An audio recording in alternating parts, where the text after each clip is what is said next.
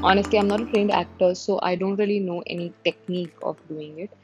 The only way I know is just to brain, like, psych myself out, like, totally condition my brain into believing that I am that character, that all this has happened with me, and this is real.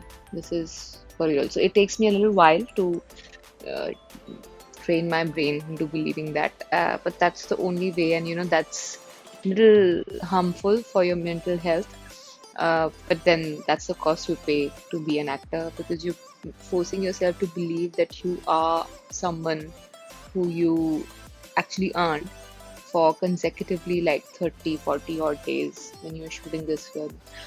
And in my case, all these films are single scheduled films. So from start to end, every day for 12 hours, I have to just continue telling myself that I am this person and this has happened with me. So you have to live someone else's life every day for 12 to 14 hours, which eventually somewhere stays in your subconscious mind even when you get done with the film.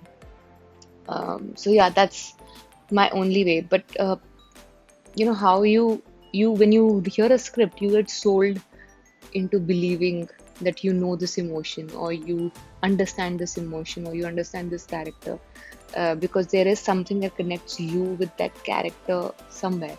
And once you find that common thread, I think it's very easy for you to transform into that character once you find that common thread.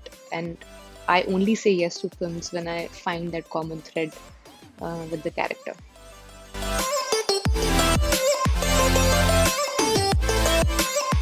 Actually, from Kanchana to Pink, there was a long gap for me to change my thought process, and I've kind of tried to change my thought process every time I did a film, because I learn from my mistakes, good or bad. I try to not do what I did before if it was not good, or I didn't do well, or it didn't work.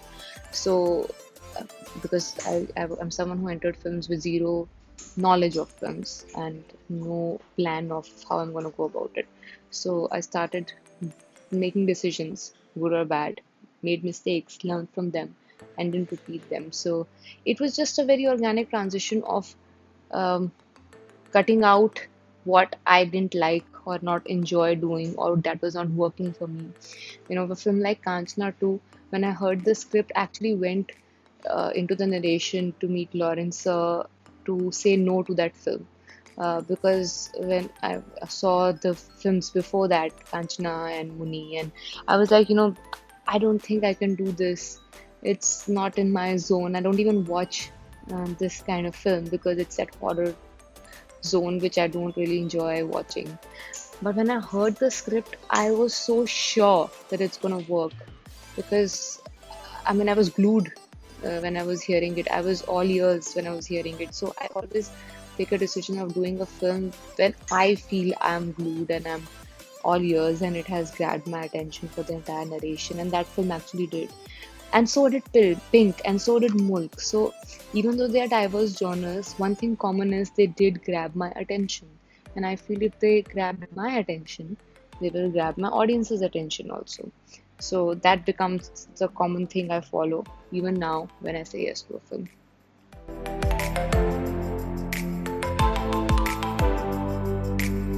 I'm very bad at remembering songs, which song, and whenever people ask me this question, I just have this one song that goes in my head. Um, आज मैं ऊपर आसमान नीचे आज मैं आगे ज़माना है पीछे, and the other song that I've been recently humming a lot, and which probably is in line with the funda I follow in life, is Kelly Clarkson's "What Doesn't Kill You Makes You Stronger." Because every time I take a decision and people ask me how do you take these risky decisions, I only think that I won't die if this goes wrong, right? And if I won't die, I think I can correct it. So it's okay to make mistakes unless it's gonna kill you. So it doesn't kill you makes you stronger.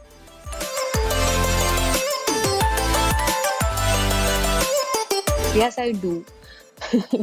From it was not on Netflix, but Succession to Homeland to Gossip Girl was on Netflix. I binge watched that. I think when you do, and I saw Gossip Girl when I was shooting for Mulk. When I'm doing such an intense film, I like to see something very light and easygoing so that it doesn't stress up my mind. And what with Netflix, most of the things out there are so intense.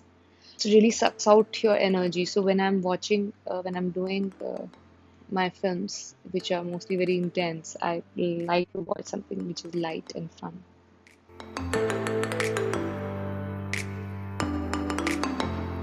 Trust me, I sometimes think I need more hours in the day because till 2 or 3 p.m. my day flies because I get up, I take care of my plants and I do my morning routine, I work out, I make the breakfast, eat the breakfast, and then I read my emails or scripts or see something that I'm supposed to work purpose, and then cleaning, mopping, grooming, dusting, then cooking lunch and eating lunch. So by 3 o'clock is when I actually get time to sit and breathe.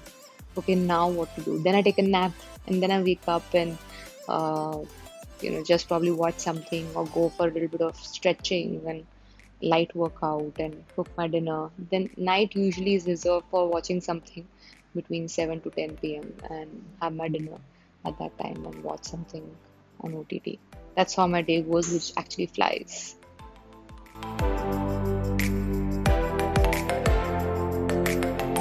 The most interesting and mind-blowing thing that I've seen this week is Don't Fuck with the Cats. I was blown away. I don't want to spoil it for anyone, but guys, reality is stranger than fiction. Like, if that would have been made into a film, people would have thought, "Arey yaar, I mean, this they take too much of leap of faith and whatever, whatever." But dude, this happens for real. You should watch it.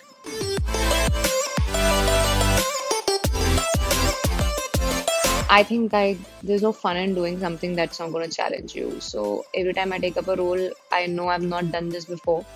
I know this is going to be a challenge of a certain sort.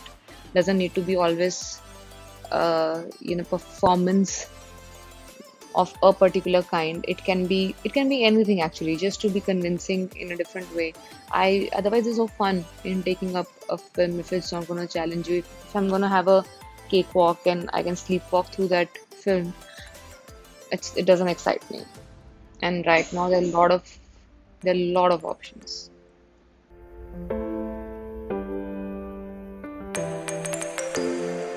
My mom was pretty thrilled.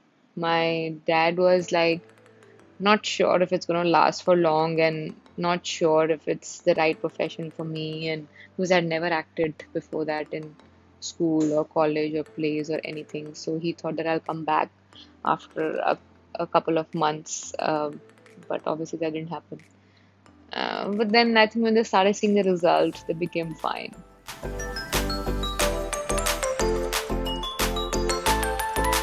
I think it does affect the thought process of people a little bit who are open enough to let cinema affect them. Because if you're coming with a perception that I'm not going to let it affect you and you're going to be that thick skinned, then nothing will. Cinema is a reflection of society and it can start a debate or discussion, but it cannot change the society. That is up to the people. It can only start discussion, and that's what I try to do with a lot of my films. There are a lot of these conditioning taboos that I feel have been running for years, and I, as a person, a lot of times felt like questioning them and understanding where it started from, because nobody gave me a valid answer of why and where did it start from. So I started questioning them in my films, and as an actor, I used my medium to question it. I feel everyone who wants to break stereotypes or who wants to question uh, conditioning of any sort should use their own medium. Of you can make the change, or you can bring about a change in your own small way.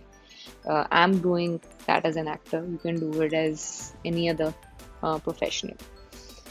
Rules for choosing a script is basically just that when you walk out of the theater, you should not feel like your money was wasted, because I'm very careful of the fact that my audience should not feel that their time and money was wasted, because that's scary. I have been on the other side, where how difficult it is to spend those 400, 500 rupees in theater. I want to make sure it's worth it. What kind of cinema I'm comfortable in? Well, I'm comfortable in any kind of cinema that I am comfortable watching. So I will not do a film I'm not an audience to. So yeah, so I have no fixed genres. I hear a script out as an audience, and I feel if I'm gonna spend my money on it, any like my audience will, because I feel I'm a very regular middle class audience myself. So I take decisions like that.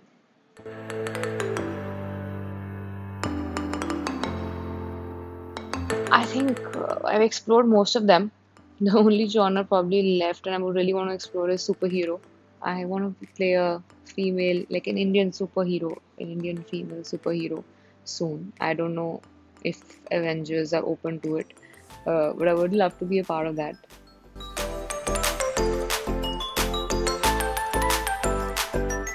I'm not an avid reader. I don't read, and because most of my life I'm an engineer, so most of my life ended up being around my textbooks. And soon after my engineering got over, I got into film, so I was busy reading scripts. So I never developed a habit of reading books.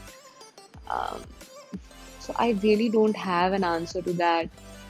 I'm, what if Harry Potter was a female? Don't kill me for that. I mean, all those intellectual readers out there must be like raising their eyebrow. But okay, I don't read, and that's not a crime.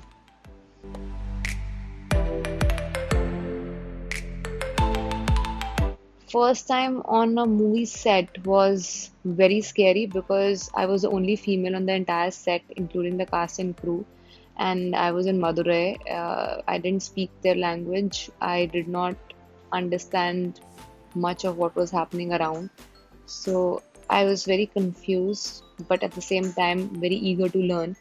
I felt like sheep in the big city, honestly, if you ask me. That was exactly how I felt. How did I manage it? I manage it by believing that I don't know any of it and I have to learn it from scratch.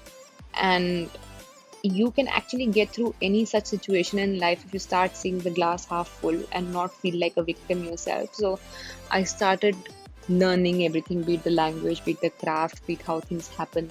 So I became an avid learner without stressing about, the fact that I don't know any of it. How far have you come and what lessons have you learned since your rookie days? If you ask me how far I've come, I'm 10 years old in the film industry. That's exactly how far I've come. If I look back, I can only see progress from a person who didn't want to enter in films, who didn't have any idea to enter in films, who was just experimenting in life, to becoming a person who can headline a film today. It has been a long journey, but if I see the kind of work that's been happening in world cinema, I feel I have even longer way to go. And this learning journey is never going to end. I think at every stage, I can be rookie for a lot of people, and I can be a pro for a lot of people. So you'll always have people to look up to and people who you've crossed in life. It's just your perspective, which side you want to look at.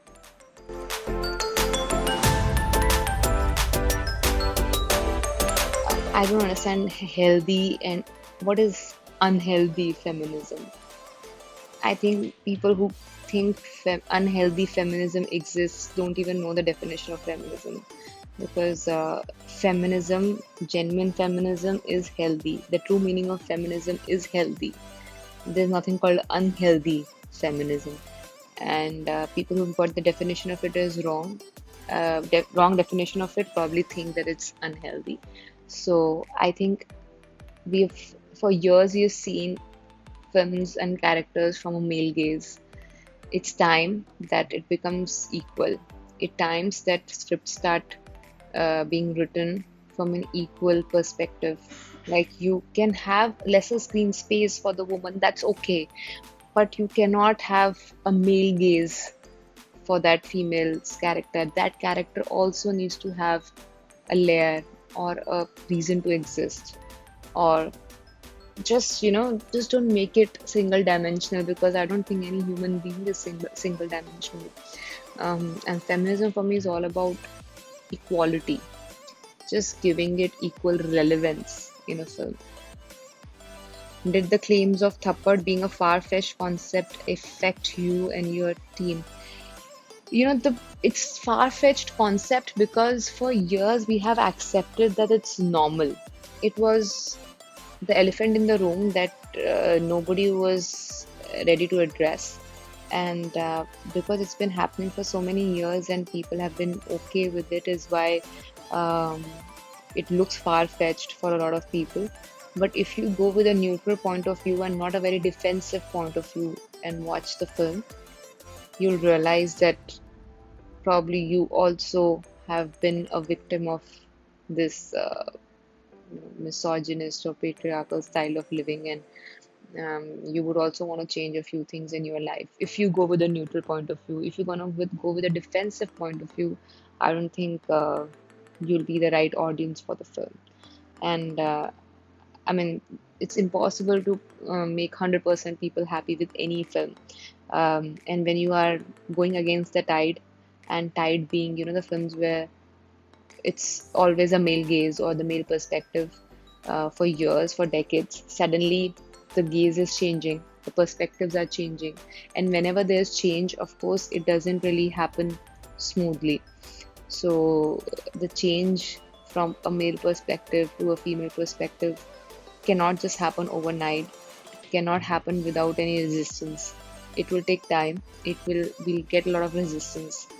But the question is, are you going to give up trying to change things? Uh, my answer is no. So yeah, so we're going to continue being the disruptors, because just because it's been happening for years doesn't make it right. And I would like to give food for thought to a lot of people when they watch my films.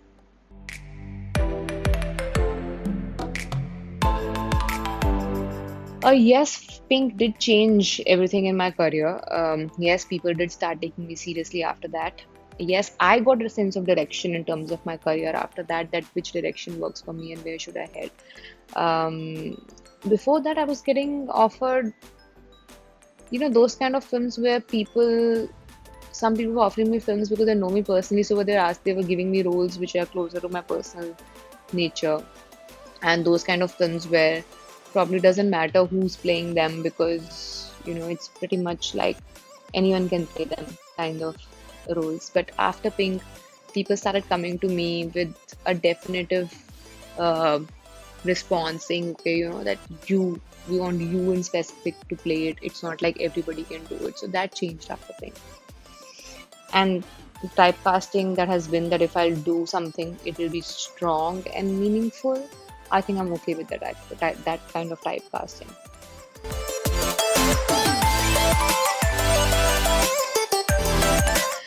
Ask my dad. He, for some reason, was, or rather still is, I don't know, avid follower of numerology, and he had some calculation which made him put that extra A and extra E, which troubled me so much my entire childhood.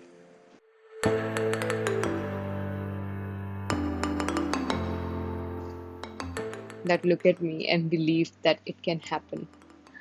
You just need to have a very strong willpower and be sure you want to do it, and be very honest with yourself when you're doing it.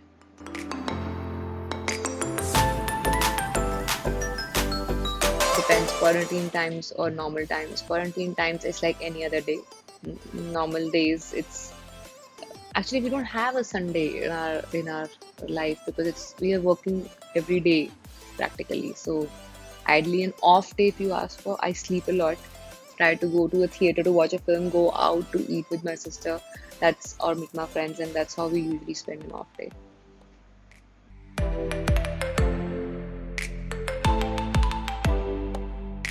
Thank you so much for, first of all, believing that I have good sense of humor.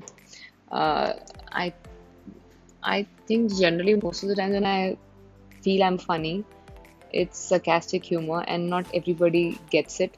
So, and some people get offended with it. So yeah, not everybody understands my sense of humor. I wish everybody did. I think it's because I don't mind cracking jokes on myself. I don't mind. I like to see the glass half full, so I sometimes end up making jokes out of situations which will be um, not funny conventionally. So yeah, I mean, just because I want to sail through it and I don't want to brood over it. So I like to lighten up situations. So if something wrong has happened, or something bad has happened with me, I'll make a joke about it, just so that I can get over with it and move on. That's been my trick. Actually, try using it. It might work for you also.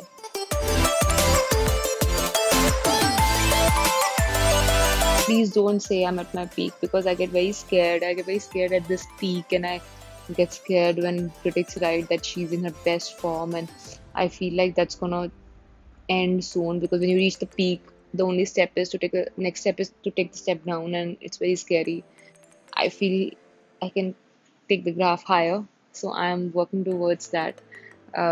What changes is, see, I'm older now from when I started. I'm a more confident person now, because in terms of my work, my family makes fun of me that confidence ही कमी तो इसमें पहले भी नहीं थी. मतलब I can lie with full confidence sometimes, making everyone believe that I know something I don't.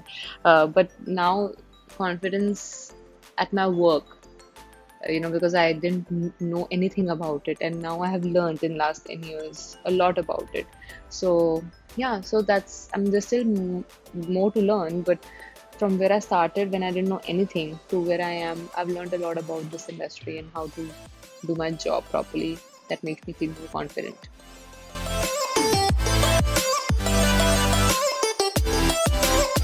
My dream was to become a regular, do a regular job in marketing, because I wanted to do my MBA.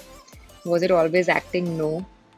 If something else, how did you end up acting? Well, that's a story I've said in some 500 interviews, so you can look it up.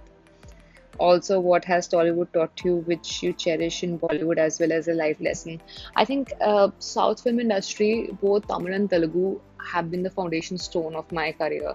Whatever I learned, my basics are from there. And if people feel that I've built a very stable, steady, strong career now, it's because my base has been strong, and that's because of the South. Uh, I'm not saying I did not make mistakes there and it's all been hunky dory and fun. Yes, I'd made mistakes. Yeah, I had good and bad experience both. But my bad experiences taught me what I should not do, and I am a person who doesn't repeat her mistakes. So all the things I did wrong in the South helped me know what I should not do, which I applied in Bollywood, which really helped me.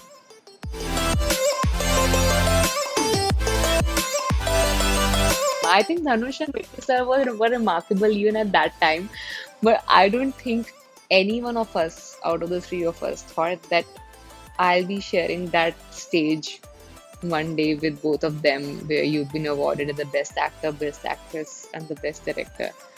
I don't know about them. I never thought that I will share that honor with, or that stage with them, because they were best back that time as well. I think both of them won all those awards that year itself, and Adukulam came in. I didn't win any, not even for the best debut. And it's not like I think I deserved anything, because I know I didn't know how to act. So that was okay. But when I got to know that I'm winning the award, I mean, I have never felt so emotional about winning any other award. Um, this year, God's been kind, critics have been kind, so I have got other awards for the best actress this year. But that one award was truly special, because it felt like I've come a full circle with the people who I started I was on day one of my life in, as an actress. I was there on that set with Vitri sir and Hanush, not knowing anything about it, and standing there with them in that frame. Uh, I think I'll never be able to put it in words properly. That was one of the most memorable moments of my life. Uh, yeah, I mean, I don't know what to say more than that. And I remember Whitley sir, of course, he's someone who I look up to as a human being as well. And Dhanush was very, very sweet. He actually called me after I won Filmfare. I remember he called me and he's like, I've just called to congratulate that how amazing it is to see that you're winning awards in South and in Hindi the same year. Very sweet of him, and because I know how much intimidated I was to be around him as an actor, not as a person, because he makes you feel really comfortable, but as an actor, when you know this person sitting in front of you is a mind-blowing actor, and you don't know anything, and you probably are the reason for the retakes. It's very embarrassing. But that call really meant a lot when he spoke to me and congratulated me for winning the awards that year in Tamil and Hindi. Uh, I think 2019 has been really special, and one of the reasons is that I could finally bridge that thing that okay, South actress or a Hindi actress or Hindi actress in South or South actress in Hindi, that big divide that always exists. Um, so by having won that kind of an honor in both these languages in the same year, somehow I felt like I've been able to bridge some gaps or be that small, uh, that small brick there in that bridge, which feels nice. Thank you so much for asking me all these questions, and I hope you got your answers.